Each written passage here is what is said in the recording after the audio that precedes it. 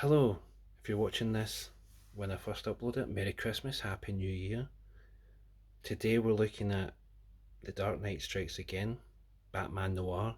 It's essentially the black and white version, just the inks by Frank Miller.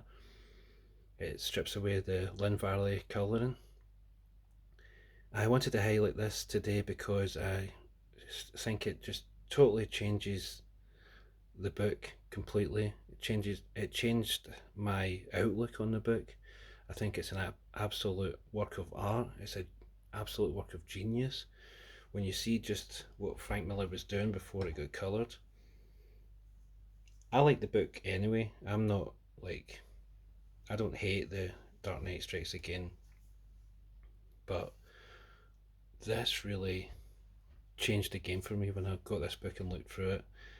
And I'll hopefully highlight it, and some of you guys will have a look at it and change your mind about DK2 as well. So start off with a big black fist there. Book one, black and white. Look at that. Every page is a work of art.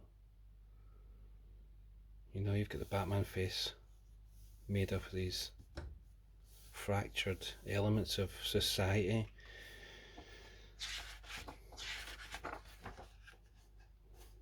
You know, every single page, work of art. I mean, look at this. It just changes it. You've not got all the crazy background colours. Just the line work and the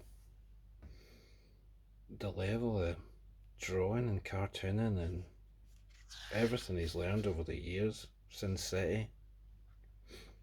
It looks like a dark, gritty Sin City version of DC. And it's just glorious in black and white. It's just a work of art. Look at it. I mean, look at that. Would you look at that? Look at these characters. Look at these. You can see what he was trying to do without the colours, without getting distracted.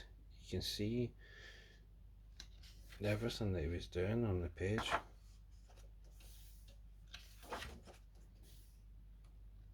I mean, look at this black and white. Got the Sin City elements there. The big splash pages look great without the crazy colouring.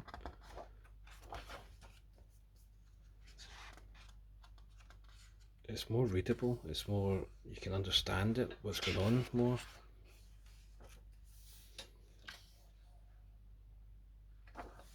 I love his figure work. It's just it's outstanding with the exaggeration, the big feet, the big hands, the black, the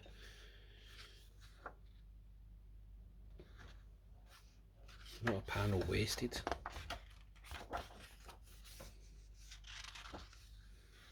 You know, he's really pushing the panel layouts as well. Everything's got something going on the page. Nearly every page has got something. You know, the cave there. I mean, just look at the figure drawing, the poses, the feeling of weight, the black and white, just the Superman there without any. I don't know. I can't remember what's at the background of that in the coloured version, but it's just a totally different book. I mean, look how fucking cool the question is there. Absolutely fucking brilliant. The whole, when I was rereading this, I would love to have seen a Frank Miller question book like this. You know, the question returns, Sin City style question comic book.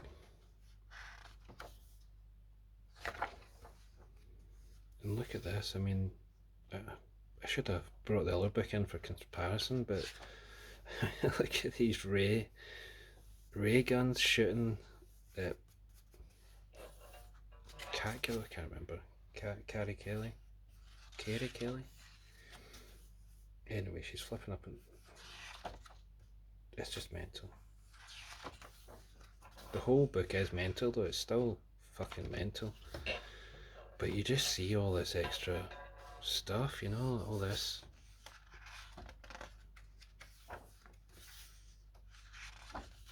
Every page is just action packed, it's crazy, you know. It's just every page is a work of art, every page has got shitloads of stuff going on. You've got the black, look at this first, you know, it just works way better.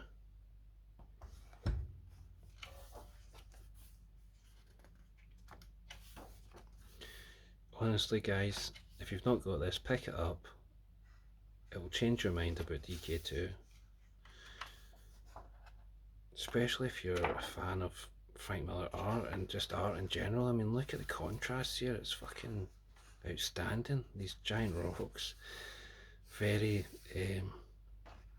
basic shape for a rock, a shape, and then the shading underneath. I mean, it's brilliant, it's inspiring that you can do this. And this was done in mainstream comics, you know. People shit on it, but people are dying for shit like this now.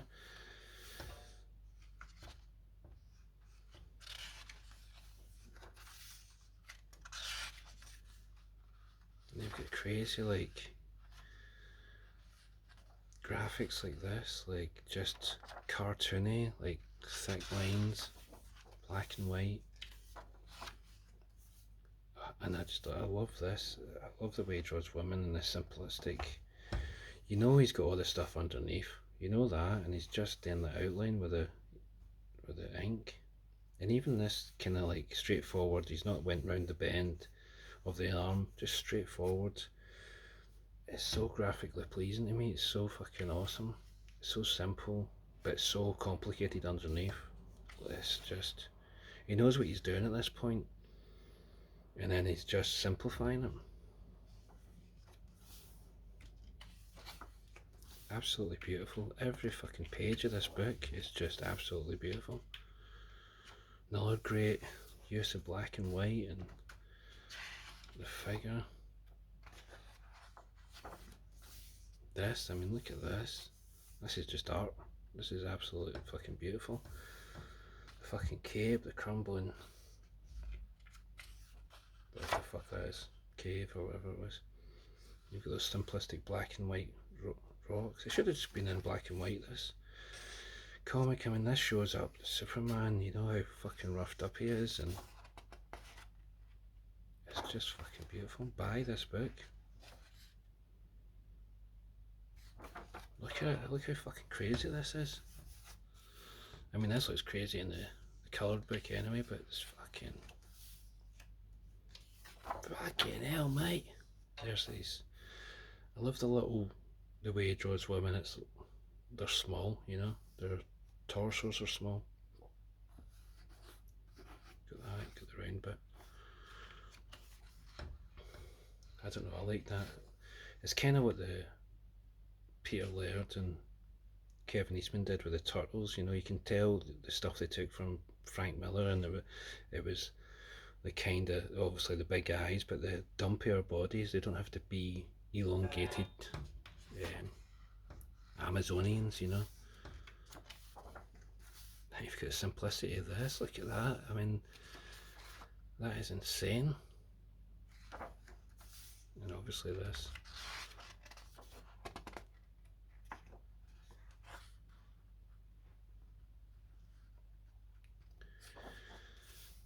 A little bit of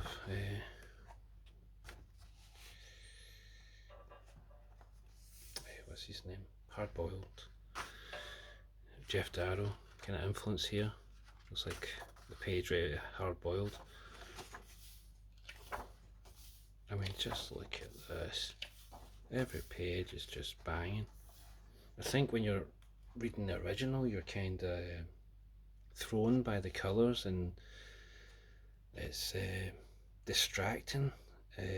You're like, oh my god, what the fuck is this? And people that know Photoshop and stuff like can tell everything she used. I don't know much about digital colouring or anything like that. To me, it just looks fucking crazy. But other people can tell how simple it was, or what she's just basically using simple tools, but when you strip all that away and just look at this, look at fucking Superman.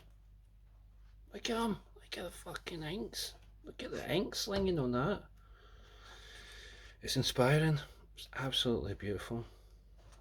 I mean, just look at these splash pages.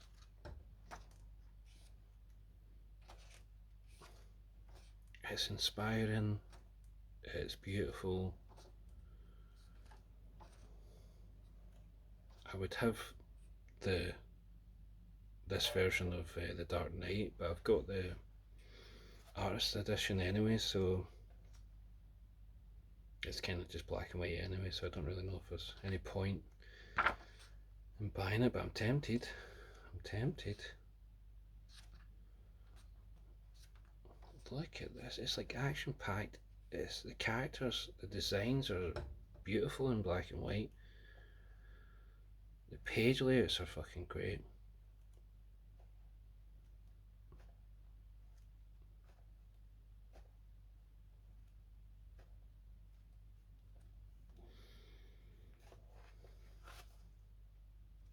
It's an absolutely beautiful book.